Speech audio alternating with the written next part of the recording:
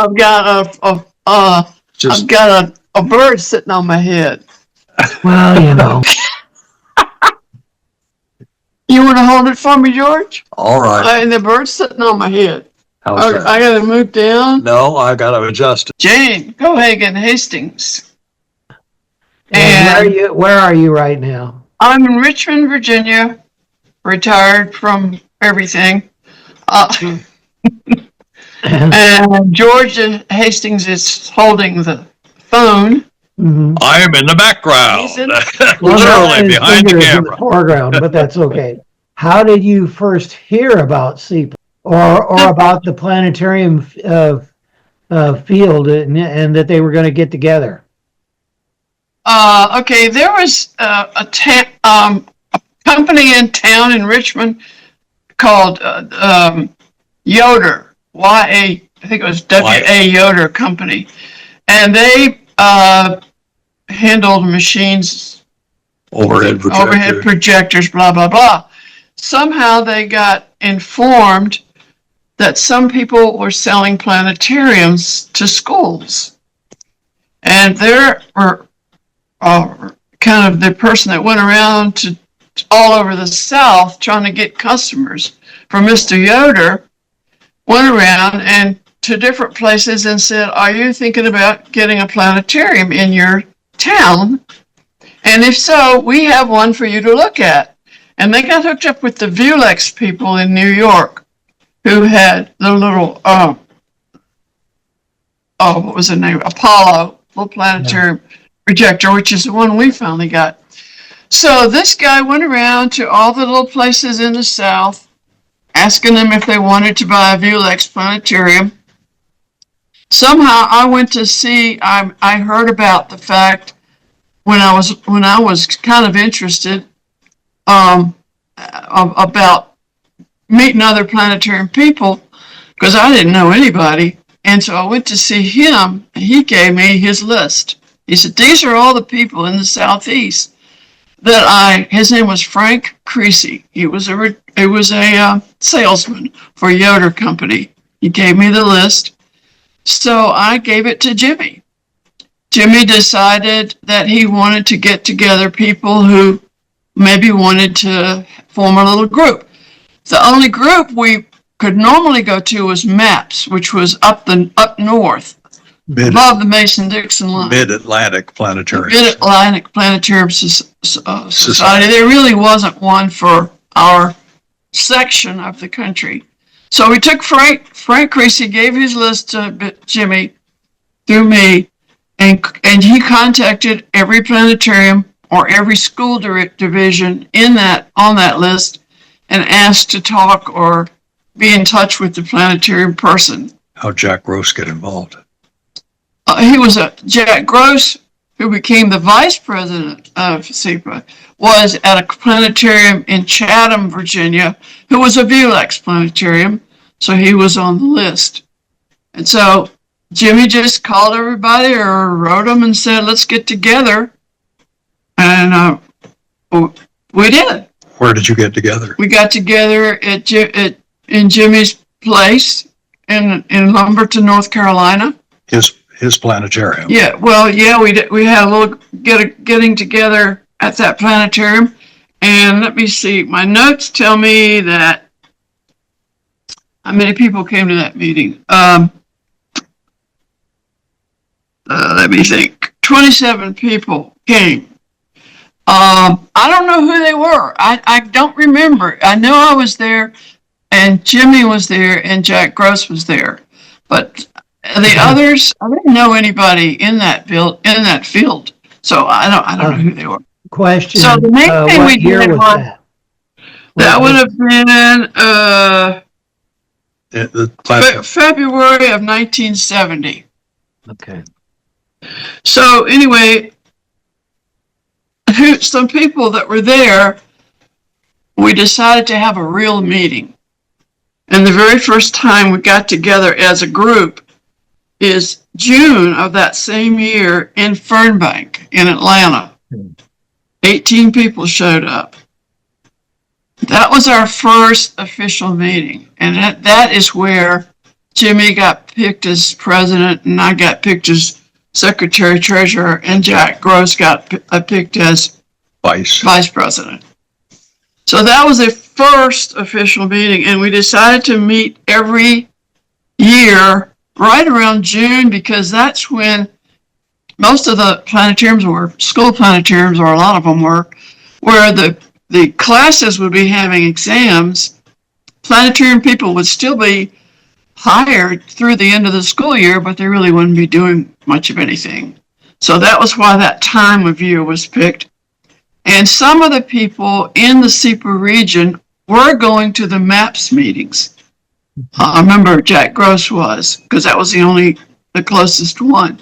But the idea of a southeastern group was very appealing to all the people who didn't have a real group.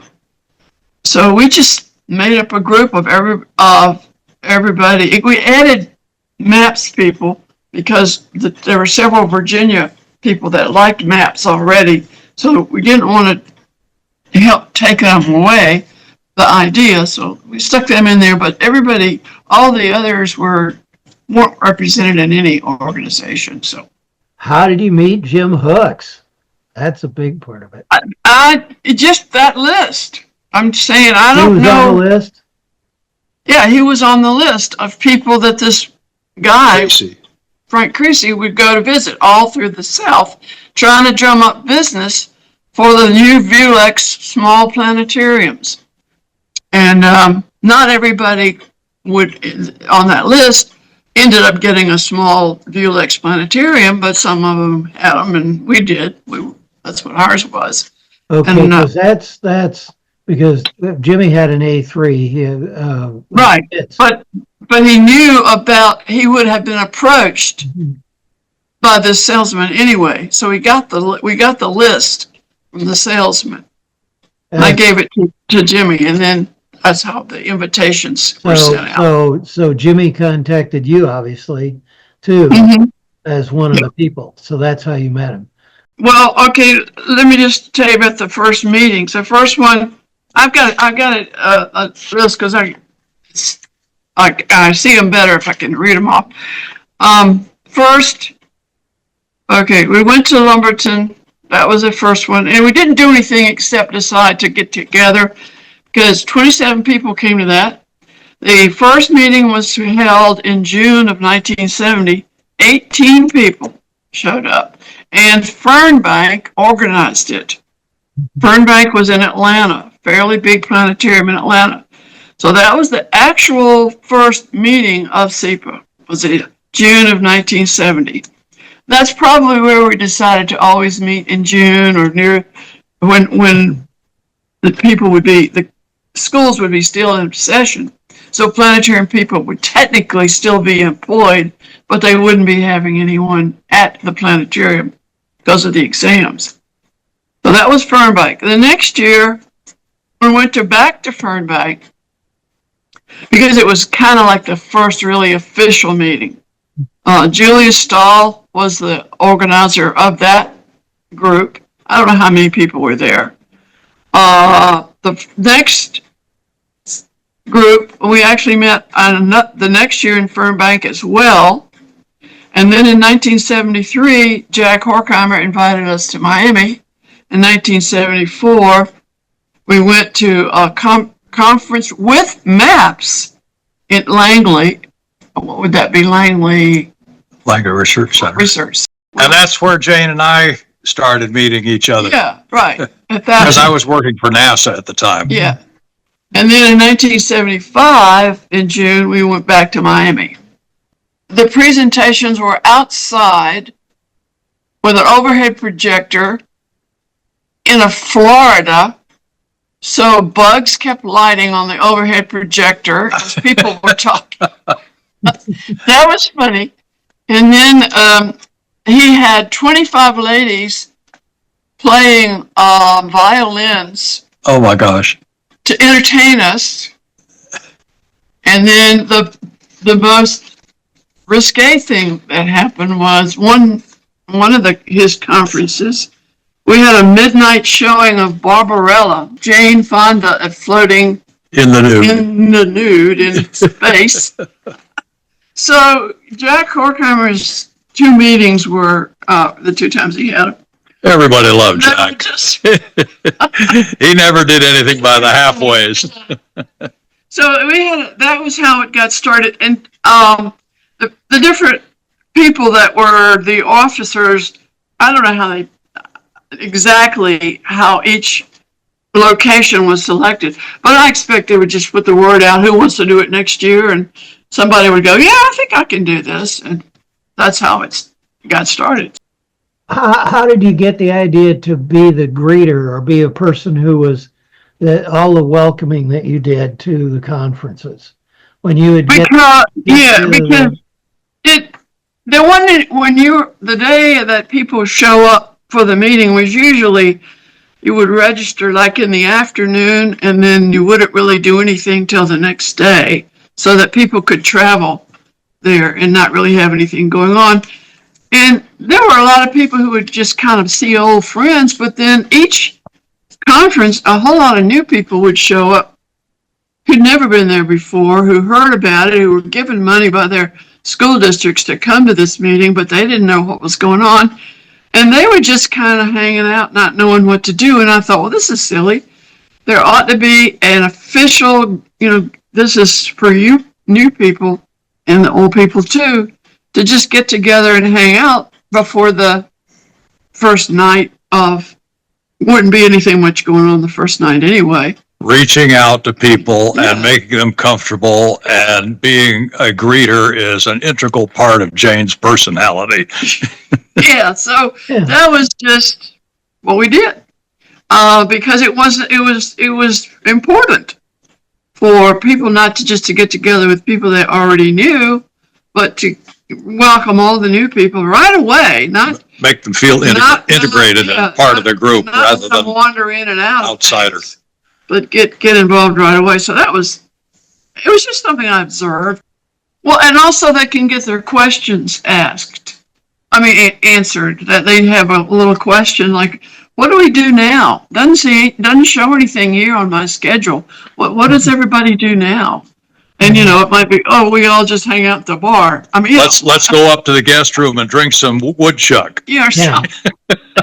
It was always just one table. It was skullduggery at work. The people that sat at the table Jane was at would be quietly asked at a certain time in the middle of the final presentation to just quietly slip on the Groucho glasses and not say anything about it, just sit there and watch people slowly become aware of the weird thing that was going on at that one table.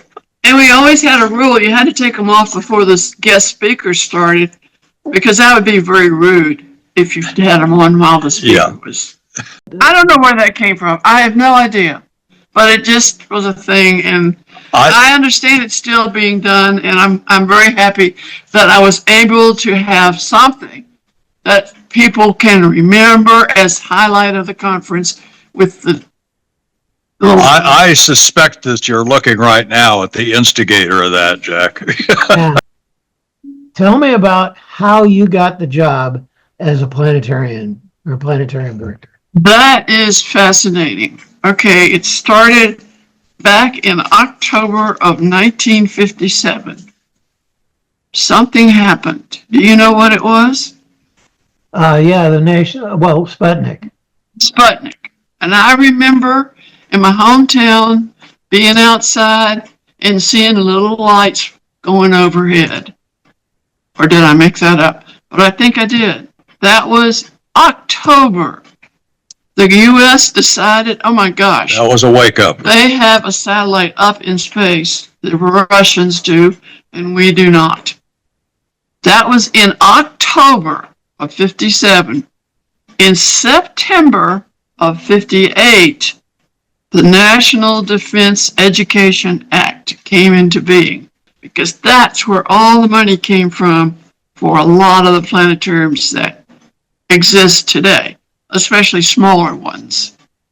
Because the U.S. government said, hey, we got to get ahead of the Russians here, and we got to do something about education in our country. So I was in school, I graduated from college in 1960.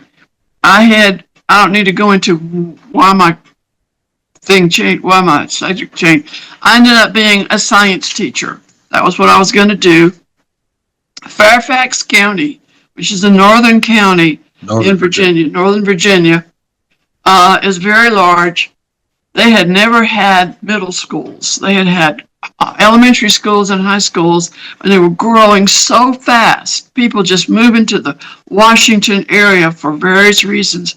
They suddenly decided to open up 8 middle schools in 1 year, to create a middle school, or junior high school as they're sometimes called, and just open them all up at once. And everybody in my class, that's the year we all graduated.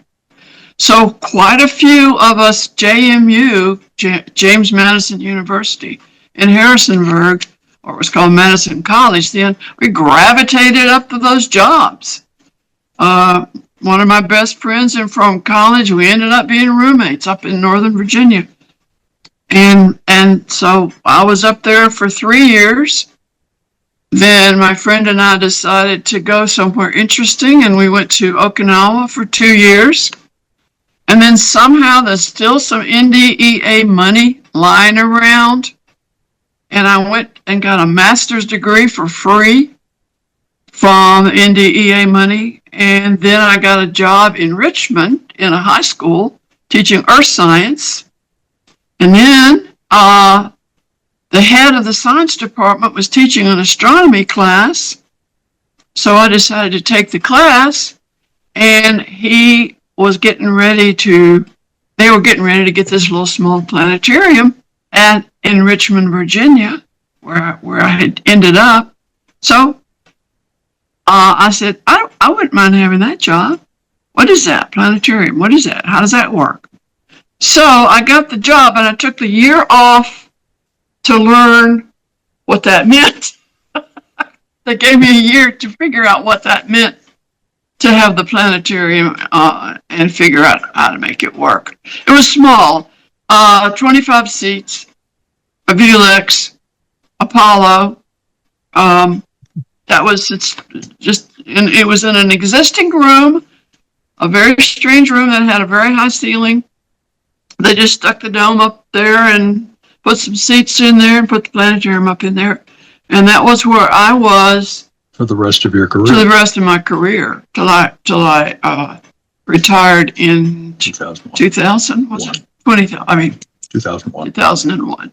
So that was how I went around to different planetariums at that time to find out what planetarium people did, because I had no idea, but it just sounded interesting. And then when because the planetarium that we had was one of the ones that this salesman was, in charge of when he went around.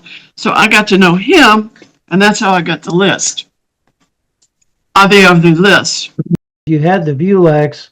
Did you have any slide projectors or anything else that they used? The way I learned how to be a planetarium person, frankly, was the fact that SEPA existed, and I met people that taught me how to do the job. Fairfax County had 7 planetariums. Is that right? And I went up there and spent a lot of time with them. They shared all their educational materials with me, what they were doing. This was the year I took off to find out what I was going to do for this job. That was how I did it. People like Jimmy Hooks and Jack Gross, who was in Chatham. He was the vice president. He ended up going to Kingsport. Some of you know about that planetarium for a couple of years, and then he went into a whole another line of. He's no longer was no longer a planetarium person, but he was the vice president, and did a lot of things, and Kingsport to get that little planetarium going, as you know.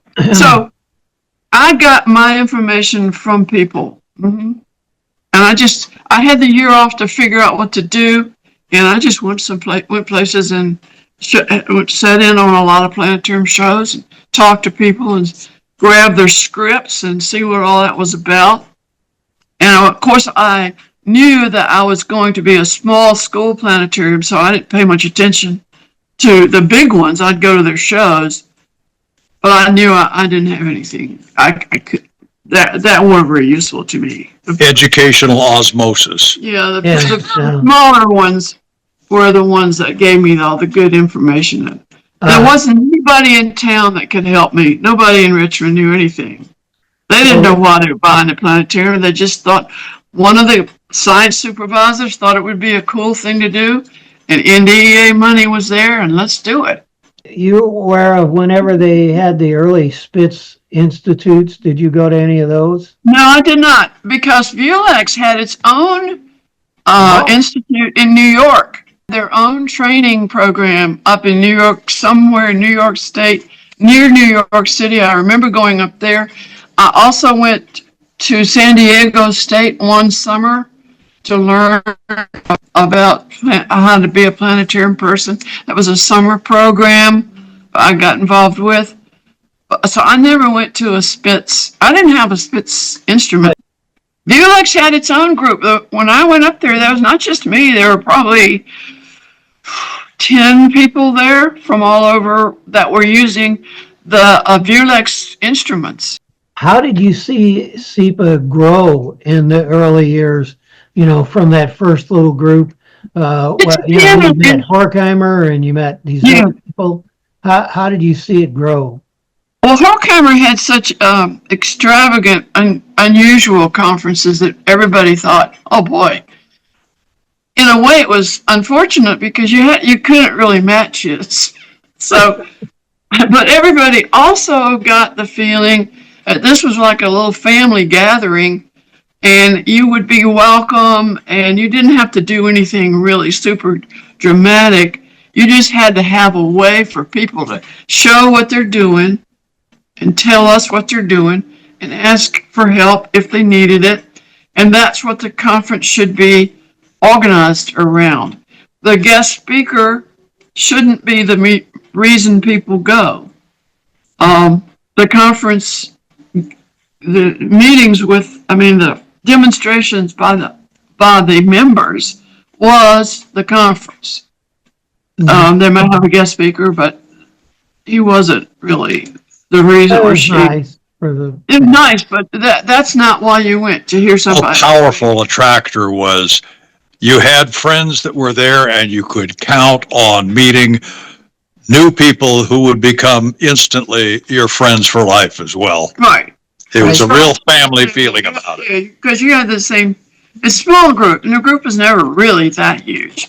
But it was sometimes big. If there was a big planetarium, Fernbank had us there many, many times. The thing about SEPA is always seemed to be a friendly group that you could just kind of hang out with if you didn't feel like you were ostracized as being new.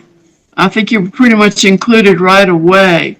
You were always making brand new friends that it seemed like you'd known forever. I'm not saying that's not true in other organizations. I think it's part Southern stuff, but part just the smallness of the group was not a really huge one. I've been to MAPS meetings, and I love the MAPS meetings. They're always so well organized and so well put together.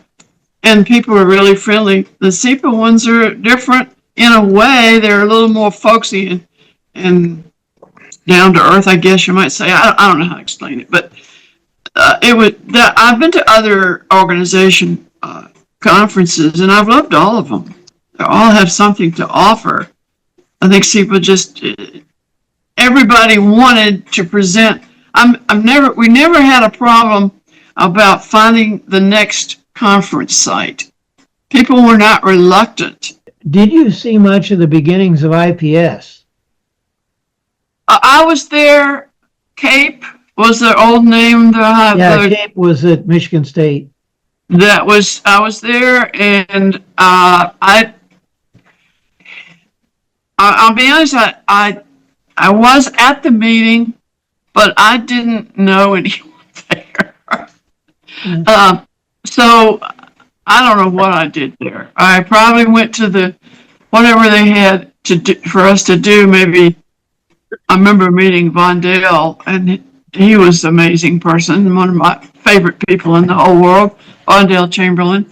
I don't remember much about, I wasn't involved in any meetings to form or change or fix that organization. I was just there as a participant. So I would just kind of hang out and look at the schedule and see what looked interesting and do it. But I wasn't that. I couldn't tell you much about the music. I just realized it's in the picture. I'll get it down. I probably can't. This is a creation.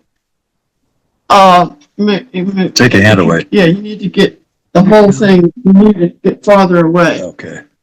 This is an actual photograph of a total solar eclipse that was in Canada.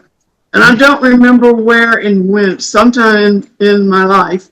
I did not go to this eclipse, but I was teaching an astronomy class at the planetarium in Richmond, and somebody that was in that class went to this eclipse, and she was a photographer, and she was also a stained glass maker. So she created this especially for me. That's a real photograph. Sandwiched between two clear pieces. Between, the rest of it is her, the artistic part. So I just think that's the coolest. I love these. You know how planetarium people love stuff like this. This is just, it's just something that's cool that I wanted to show you. And I forgot, I didn't even see, it was right in the picture. It's just, you know how we collect interesting things.